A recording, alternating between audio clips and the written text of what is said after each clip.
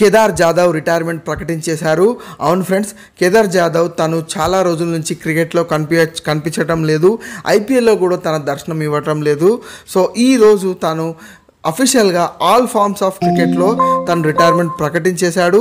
So తను మీకు గుర్తుంటే కేదార్ జాదవ్ ఇంపాక్ట్ అనేది 2014 నుంచి 2020 మధ్యలో తను చాలా ఫేమస్ అయిపోయి ఉండే తన బ్యాటింగ్ వల్ల. అండ్ తను ఈ పీరియడ్లో తను దగ్గర 82 మ్యాచెస్ ఆడారు, 82 వన్డే మ్యాచెస్ ఆడారు తను. అండ్ తన యావరేజ్ మాత్రం భయంకరంగా ఉంది, 42 యావరేజ్ తనది.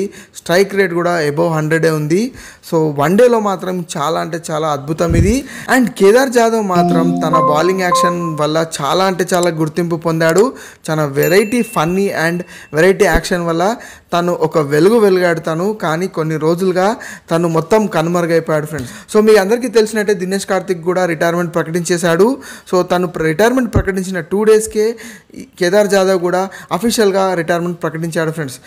సో కేదార్ జాదవ్ గురించి మీకు ఏమైనా ఎక్స్పీరియన్స్ షేర్ చేసుకోవాలనుకుంటే కామెంట్లో తెలియజేయండి ఫ్రెండ్స్. అప్పటి వరకు నా ఛానల్ సబ్స్క్రైబ్ చేయండి, వీడియోని చాలా అంటే చాలా షేర్ చేయండి, లైక్ చేయండి friends. Thank you very much.